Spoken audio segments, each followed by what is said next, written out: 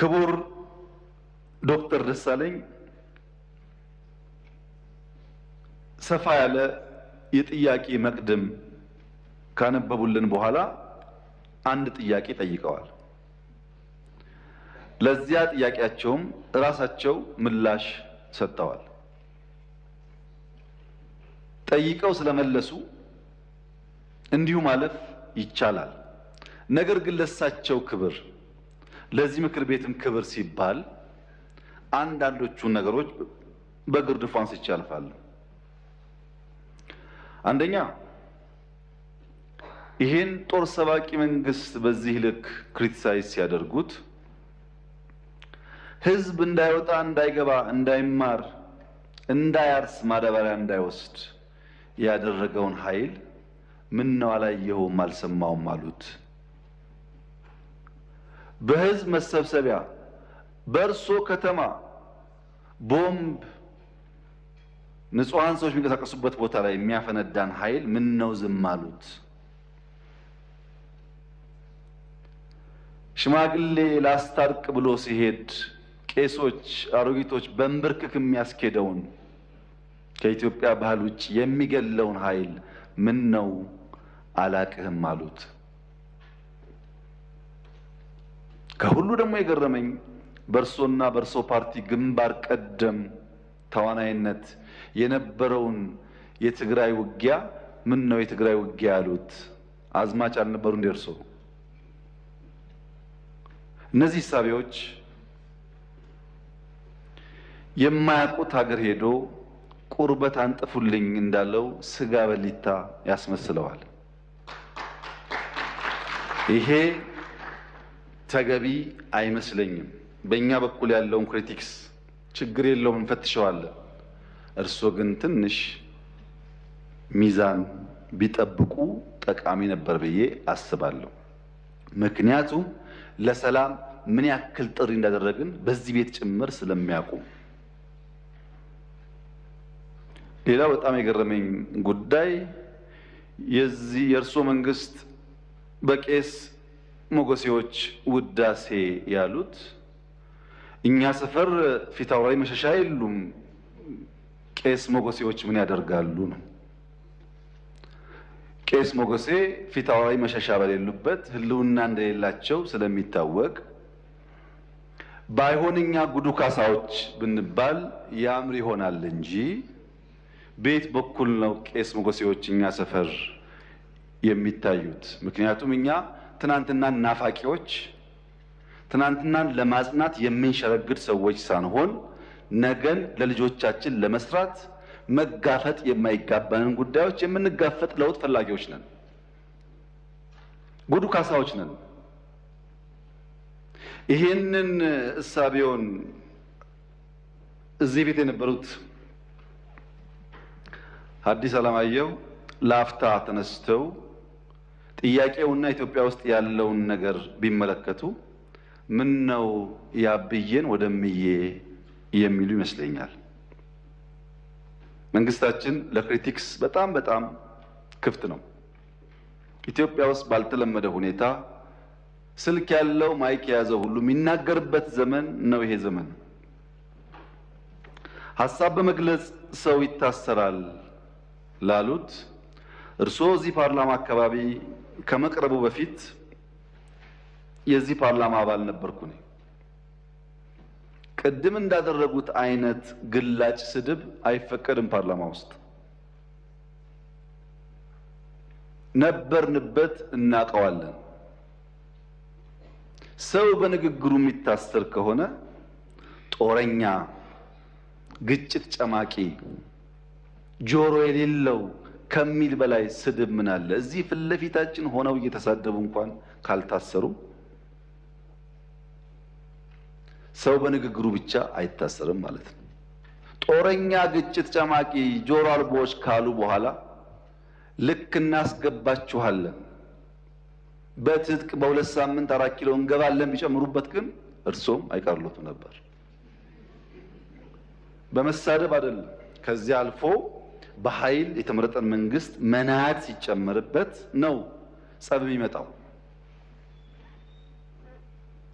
ዩቲዩብ ላይ የተናገረ ሁሉ ጋዜጠኛ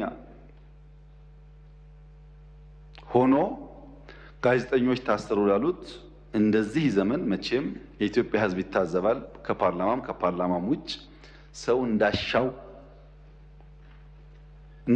የሚናገርበት ዘመን፣ ሁሉ ጉዳይ ፖለቲካ የሆነበት ዘመን ያለ አይመስለኝም። ይሄ ሲባል ይሄ መንግስት ሆሊ ነው፣ ምንም አይነት እንከን የለውም፣ ስራው ሁሉ የተቀደሰ ብዬ ልመጻደቅ አልፈልግም።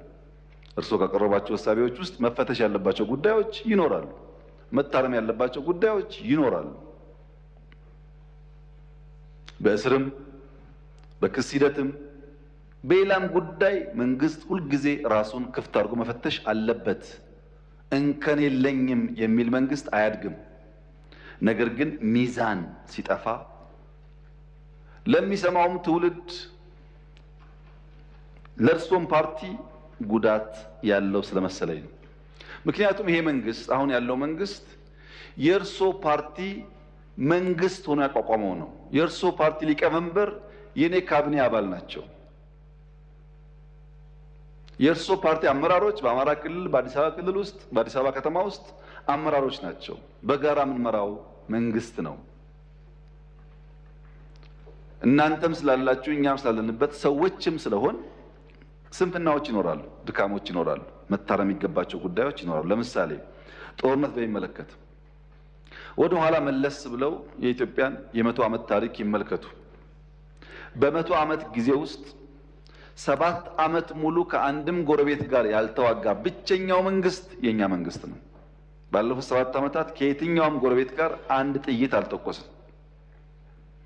እኔ በታሪክ የማውቀውን ሳይሆን በአካል የማውቀውን ግን ላስታውሶ በ83 ገብቶ 84 መንግስት የመሰረተው የኢህአዴግ መንግስት እስከ 90 ዓመተ ምህረት ባለው 6 ዓመት ጊዜ ውስጥ መጀመሪያ ከሳውት ሱዳን ኢታንግ ላይ፣ ቀጥሎ ከሱዳን፣ ቀጥሎ ከኤርትራ ውጊያ አካሂዷል። በኋላ የሶማሌውን ሳይጨመር ማለት ነው።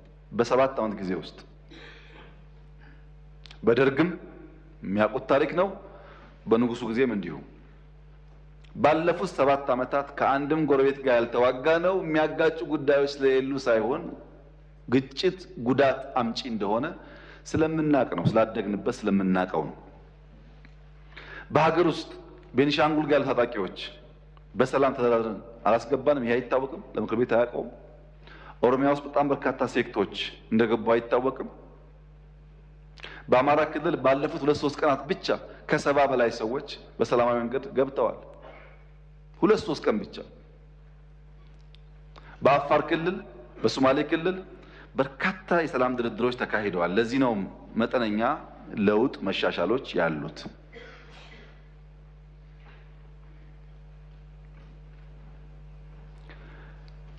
ስለታሰሩ እስረኞች ያነሱት ይህ ፓርላማ እነዚህን እስረኞች ስንቴ ጎበኛቸው? ሄዳችሁ አላያችሁም? አልጎበኛችሁም? በሚዲያ ይቻል ውስጥ ጎበኙ። ድሮ እንኳን ፓርላማ በእንደዚህ አይነት ጉዳይ የታሰሩ ሰዎች መጎብኘት ይቅርና ታሳሪዎቹ ራሳቸው ከእስር ሲፈቱ የት ቦታ እንደታሰሩ አያውቁም። ተሸፍነው ገብተው ተሸፍነው ይወጣሉ። ይሄማ ተቀይሯል፣ ተሻሽሏል፣ ለውጥ አለ። የሚቀር ነገር አለ? አዎ አለ። ጀማሪዎች ስለሆን ማረም አለብን፣ ግን ለውድድር የሚቀርብ አይደለም። ብልጽግና በየትኛው መመዘኛ ከኢህአዴግ ጋር አይወዳደርም። በአደረጃጀቱ፣ በእሳቤው፣ በተግባሩ፣ በሚመራበት መርህ ለውድድር የሚቀርብ አይደለም።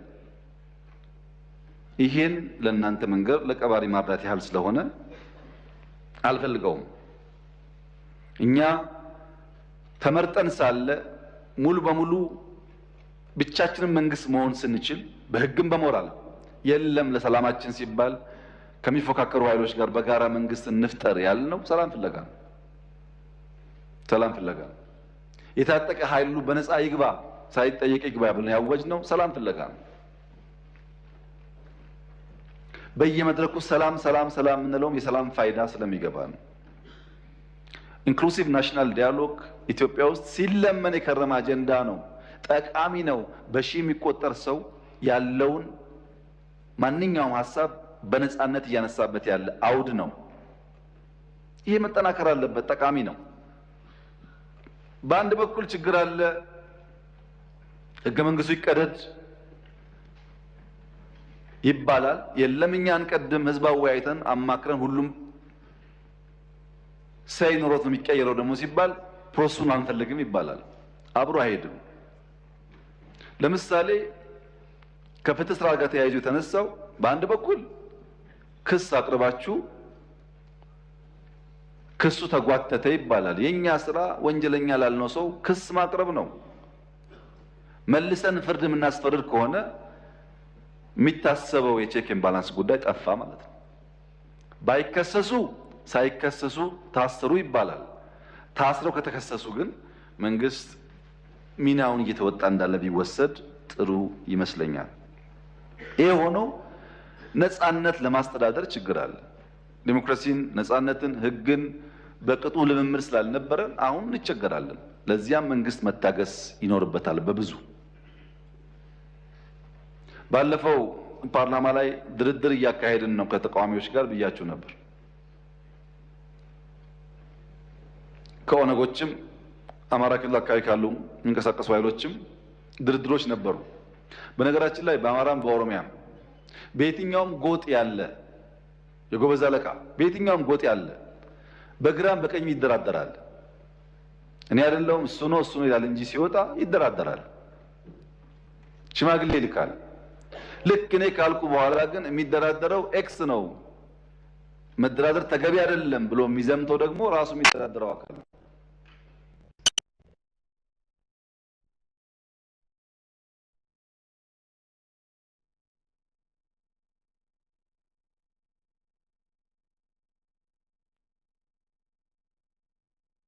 አማራ ክልል ላውጥም እንደዚሁ በሰላም ግቡ። መንግስት ሁልጊዜም እጁ የተዘረጋ ነው። በድርድር በሰላም ጉዳያችን ለመፍታት ትልቅ ፍላጎት አለን። ጥቅም ስለሌለው ዓላማውን ስለማያሳካ 5 ዓመት ብንዋጋ 6 ብንዋጋ ማንም ሰው 4 ኪሎ ስለማይደርስ ዋጋ የለውም። ዓላማ ለሌለው ነገር ደግሞ መጋደል ተገቢ ነው። ሰላሙ ከማንም በላይ እኛ የምንፈልገው ጉዳይ እንደሆነ ቢታሰብ። ሁሉ ነገር ጨለማ ነው፣ ሁሉ ነገር ጥፋት ነው፣ ሁሉ ነገር አዘቅት ነው፣ ሁሉ ነገር የለም ላሉት ክቡር ዶክተር ደሳለኝ እኔ ለእርሶ ነው ያዘንኩት። ምክንያቱም በዚህ ሁሉ ጨለምተኝነት፣ በዚህ ሁሉ ፔሲሚዝም ድንገት እድል ቢቀናውት ለኢትዮጵያ ሕዝብ ምንድን ነው የሚሰጡት? እርሶ በጨለማ ተውጠው ከጨለማ ብርሃን ያወጣ፣ ከጭንቀት ብርሃን ያወጣ ተስፋ እንዴት አይሰንቁም? ይሄን አልቻላችሁም እኔ መጥቼ ቀይረዋለሁ እንኳን ቢሉን ነው የሚሻለው እንጂ ሁሉ ነገር ጨለማ ከሆነ ጥሩ አይደለም። ፖለቲካ የሚፈለገው በጨለማ ውስጥ በችግር ውስጥ ተስፋን ማሳየት ነው፣ ለውጥን ማሳየት ነው፣ ወደዚያ ሰውን መምራት ነው፣ መጨበጥ ነው እንጂ ችግር ብቻ መናገር አይደለምና የምንውልበት የምንሰማው የምንነጋገርበት ጉዳይ በገደል ማሚቱ ተመልሶ እያስተጋባብን እሱ ነገር እየኖርነው እንዳይሆን ጥንቃቄ ቢደረግ መልካም ነው ለማለት ነው። እርሶ ምላሽ እንደማይፈልጉ ቢናገሩም ለተከበረው ምክር ቤት ክብር ሲባል አንዳንዱ ጉዳይ ቢታይ ብዬ ነው። ካነሷቸው ጫፍ የወጡ ክሪቲክሶች እና ሂሶች መካከልም ቢሆን ለኛ ጠቃሚ የሚሆኑትን ጉዳዮች ግን ፈትሸን እንወስዳለን። ማደግ ስለምንፈልግ መለወጥ ስለምንፈልግ ከማንም ወገን የሚነሳ ክሪቲክስ በግርድፉ መጣል አንፈልግም። ሚዛናዊነት ግን ከርሶ እና ከመሰሎቹ እንጠብቃለን ለማለት ነው።